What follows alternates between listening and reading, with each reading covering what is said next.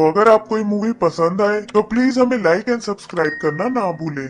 इस मूवी के स्टार्ट से पहले सबसे पहले मैं आपको ड्यून के बारे में बताती हूँ। ड्यून आखिरकार है क्या? ये एक रेगिस्तानी प्लेनेट का नाम है। ये प्लेनेट स्पाइस नाम के ईंधन और ड्रग्स का इकलौता ओरिजिनल सोर्स है। स्पाइस एक ऐसा सोर्स है जिसे अगर आप ड्रग्स के तौर पर उसको इस्तेमाल करते हैं तो आपके अंदर सुपर नेचुरल पावर आ जाएगी और इसका नशा करने वालों की आंखें ब्लू हो जाती हैं। और इतना ही नहीं, आप स्पाइस के इस्तेमाल से न्यूक्लियर वेपन्स भी बना सकते हो। और यही वजह है कि ड्यून प्लेनेट इतना इम्पोर्टेंट है। और अब कहानी स्टार्ट होती है। ये कहानी आज से लेकर हमारे फ्यूचर से बहुत आगे की है। इंसान ने बहुत तरक्की कर ली है और वो इस यूनिवर्स के अलग अलग प्लेनेट पर जाकर बस गए हैं और इन प्लेनेट्स पर अलग अलग राज कराने हैं, जो कि किसी एम्परर की तरह इन प्लेनेट्स पर रूल करते हैं। और इनमें सबसे बड़ा जिसका नाम है कोरिनो एम्पायर। और इसके एम्परर के पास एक आर्मी है जिसका मुकाबला कोई भी नहीं कर सकता। स्पाइस को बहुत अच्छा मानते हैं और इसके नशे की वजह से इन लोगों की आंखें ब्लू हो गई हैं। लड़की बताती है जिसका नाम चैनी है,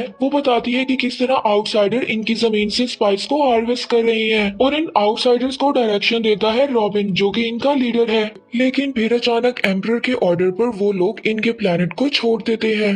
किसी को भी समझ नहीं आता कि ऐसा डिसीजन क्यों लिया गया। और अब मूवी शिफ्ट होती है कैलिडन नाम के एक प्लेनेट पर। और अब हम यहाँ पर मिलते हैं एक लड़के पोल और उसकी माँ जेसिका से, जो कि एक विच है और इसके पास बहुत सारी पावर्स हैं जिनका वो इस्तेमाल करना पोल को सिखा रही है। और अब पोल अपनी माँ को बताता है कि उसे एक जैसे ड्रीम्स बार बार आ रहे हैं जिसमें वो एक नीली आंखों वाली लड़की को देखता है, जो कि हकीकत में चैनी है। और एक दिन दूसरे प्लेनेट का किंग इनके प्लेनेट पर आता है और अब वो वहाँ के किंग को बताता है, जो कि कोई और नहीं पोल के फादर हैं, कि कैसे उसे एम्परर के ऑर्डर पर अराकिस से स्पाइस को माइन करना है। एम्परर के ऑर्डर को एक्सेप्ट कर लेता है। इसके बाद पोल अपने फादर के एक वॉरियर से मिलता है और अब पोल उसको बताता है कि उसने अपने ड्रीम में उसको मरते हुए देखा है और उसे सेफ्टी के लिए कहता है, लेकिन वो उसकी बात को काफी लाइटली लेता है। और अब पोल अपने फादर से मिलता है, अपने फादर से कहता है कि वो फ्रीमैन से दोस्ती करना चाहता है। फ्रीमैन वहाँ पर रहने वाले लोग हैं और चैनी भी यहीं से बिलोंग करती है। इसके बाद पोल वॉर एडवाइजर से लड़ने की ट्रेनिंग लेता है और यहाँ पर हम देखते हैं कि एक दूसरे को चोट न लगे, इसीलिए वो एक एनर्जी शील्ड का इस्तेमाल करते हैं। और अब रॉबिन बहुत ज्यादा परेशान है क्योंकि अराकिस किसी और किंग को मिल गया है, यानी कि पोल के फादर को।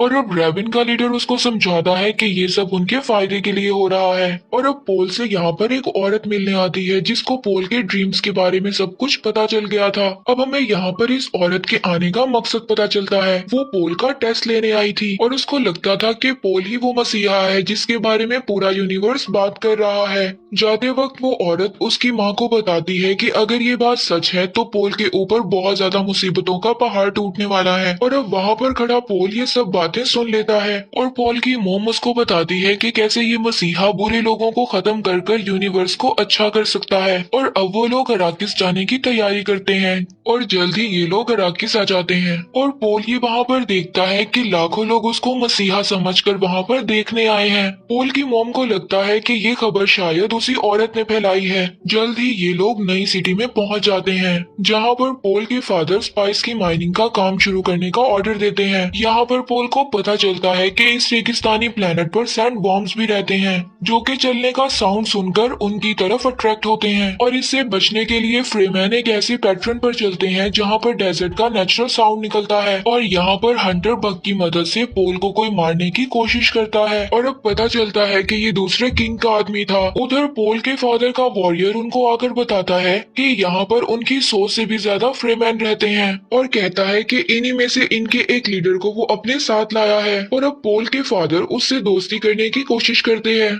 और उनसे कहते हैं कि अब तुम्हें कोई भी नुकसान नहीं पहुंचाएगा। और वो लीडर उनसे कहता है कि वो जल्दी अपना काम खत्म करें और यहाँ से चले जाएं। इसके बाद पोल के फादर माइनिंग की तैयारी देखने के लिए जाते हैं, लेकिन उसको पता चलता है कि जो लोग पहले माइनिंग कर रहे थे वो मशीनों को बहुत ही बुरी हालत में छोड़कर गए हैं। और फिर वो फौरन ही एक लड़की को बुलाते हैं जो कि खुद भी एक फ्रीमैन है। अब वो इन सबको एक सूट देती है और बताती है कि इस सूट में एक फिल्ट्रेशन सिस्टम है जो हमारे जिस्म के गंदे पानी को भी पीने के काबिल बना देता है ताकि रेगिस्तान में लोग मुसीबत पड़ने पर अपनी जान बचा सकें। और यहाँ रेगिस्तान में पीने के पानी की बहुत तंगी है और यहाँ के लोग पानी की एक बूंद को भी जाया नहीं करते। अब ये लोग प्लेन की मदद से उस फील्ड में जाते हैं जहाँ पर एक मशीन स्पाइस की माइनिंग कर रही है। और जब ये लोग निगरानी कर रहे थे तो अचानक इनकी नजर एक बॉम्ब पर पड़ती है जो कि इनकी मशीन की तरफ आ रहा था।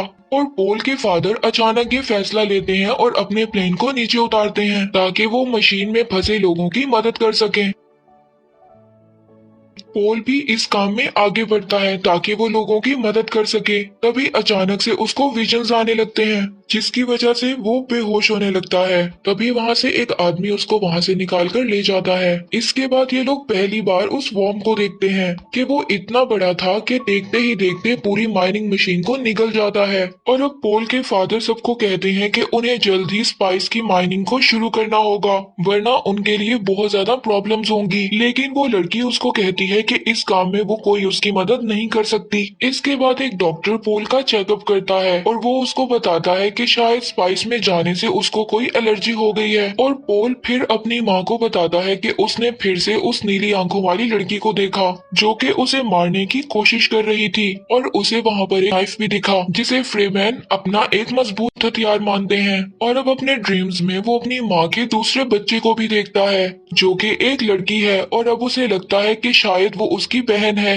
और अब नेक्स्ट सीन में बैरन अपनी आर्मी को लेकर अराकिस पर हमला करने के लिए आगे बढ़ता है। इधर वो डॉक्टर पोल और उसके फादर को कुछ दवाइयाँ देता है ताकि उनको अच्छे से नींद आ सके। और जब पोल के फादर की आंख खुलती है तो वो देखता है कि एक मेड उसके पास इंजर्ड है। इससे पहले वो कोई एक्शन लेता उसकी शील्ड को तोड़कर एक नीडल उसको आकर लग जाती है और यहाँ उसको समझ में आता है कि ये सारा काम उस डॉक्टर का है और ये बैरन के साथ हो गया है। और अब वो डॉक्टर पोल के फादर की रिंग उतार लेता है और उसको पोल तक पहुंचाने का वादा करता है। और अब उसको वो एक नकली दांत लगाते हुए कहता है कि इस दांत में जहर भरा हुआ है। वो जब भी बैरन से मिले तो इस दांत को पीसकर इसकी हवा से वो बैरन को मार सकता है। इधर पोल के आदमियों को बैरन के हमले का पता चल जाता है और वो पूरी ताकत से इनसे लड़ने के लिए आगे बढ़ते हैं लेकिन वो आर्मी के आगे कमजोर पड़ जाते हैं। पोल को बचाने के लिए उसका सिपाही आगे बढ़ता है लेकिन वो देखता है पोल अपनी जगह पर नहीं है और पोल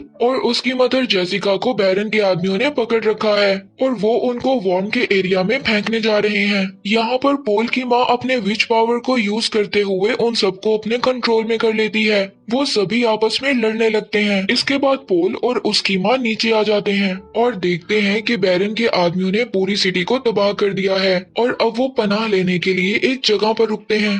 इधर डॉक्टर बैरन से अपनी वाइफ को छोड़ने के लिए कहता है लेकिन बैरन डॉक्टर को भी मार देता है। अब बैरन पोल के फादर के पास जाता है। पोल के फादर उसी दांत की मदद से अपने मुंह से एक जहरीली गैस निकालते हैं जिसकी वजह से बैरन और उसके आदमी मर जाते हैं। अब कुछ लोग वहाँ पर गैस को साफ करने के लिए आते हैं और वो देखते हैं कि बैरन ऊपर दीवार से चिपका हुआ है और वो अभी भी जिंदा है। और अब इधर रेगिस्तान में पोल को डॉक्टर के बैग से अपने फादर की रिंग मिलती है और वो ये बात समझ जाता है कि उसके फादर अब इस दुनिया में नहीं रहे। तभी उसको एक और विजन आता है और वो देखता है कि वो उस लड़की के साथ मिलकर एम्परर की आर्मी से मुकाबला कर रहा है। इस विजन से वो ये समझता है कि शायद ये फ्यूचर में आने वाली वॉर की कोई निशानी है। अब वो उस जगह से बाहर निकलते हैं जहाँ पर उन्होंने रात को पनाह ली थी और उनका वही सिपाही उनको ढूंढता हुआ वहाँ पर आ जाता है। वो उनको बताता है कि डॉक्टर के बैग में एक ट्रैकिंग डिवाइस था जिसकी मदद से मैंने तुम लोगों को ढूंढ लिया और बताता है कि वो लड़की भी अब मदद करने के लिए तैयार हो गई है। इसके बाद वो उस लड़की के लैब आते हैं जो कि उन्हें बताती है कि ये एक टेस्टिंग लैब है। यहाँ पर पोल उसको कहता है कि वो अपने फादर की बात को मानेगा और फ्रीमैन के साथ दोस्ती कर कर उन्हें अपने साथ मिलाएगा जिससे कि वो साथ मिलकर एम्परर के खिलाफ लड़ सकें। और यहाँ पर एम्परर की आर्मी ने उन लोगों को ढूंढ लिया था।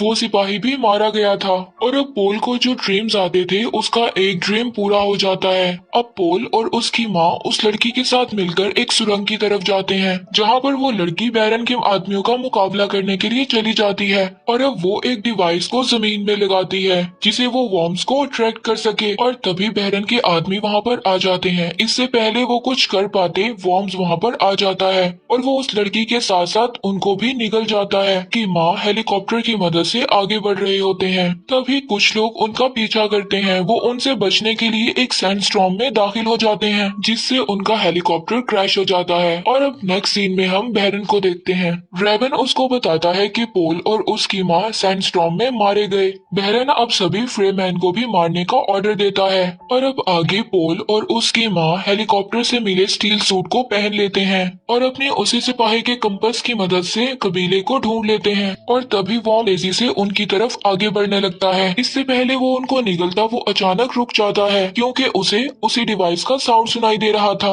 उस डिवाइस से वाइब्रेशन के साथ साथ साउंड भी निकलता है जिसे देखकर वॉर्म्स वहाँ से चला जाता है। और अब आगे कुछ फ्रेमैन्स उनको घेर लेते हैं और अब उनको पता चलता है कि ये उसी लीडर का कबीला है जो उसके फादर के पास उनसे मिलने आया था। वो लोग देखते हैं कि वॉर्म ने इन्हें कुछ नहीं कहा, इसलिए वो समझते हैं कि पोल एक मसीहा है। यहाँ पर पहली बार पोल चैनी से मिलता है और उसको अपने ड्रीम्स के बारे में कुछ भी नहीं बताता और अब वो लीडर उन्हें अपने साथ ले जाने के लिए तैयार हो जाता है। लेकिन उनके एक साथी को उन पर भरोसा नहीं होता। वो कहता है कि ये उसकी डिवाइस थी कि ये लोग वॉर्म से बच गए और अगर पोल इतना काबिल है तो उसे मेरे साथ फाइट करनी होगी। पोल उसके साथ लड़ाई करने के लिए एग्री हो जाता है। तभी वहाँ पर उसको एक विजन आता है। उसको एक आवाज सुनाई देती है और वो आवाज उसको कहती है कि तुम्हें अपने अंदर के मसीहा को जगाने के लिए अपने आप को मारना होगा, यानी कि खुद को मारना होगा। तभी चैनी उसके पास आती है और उसको वही नाइफ देती है,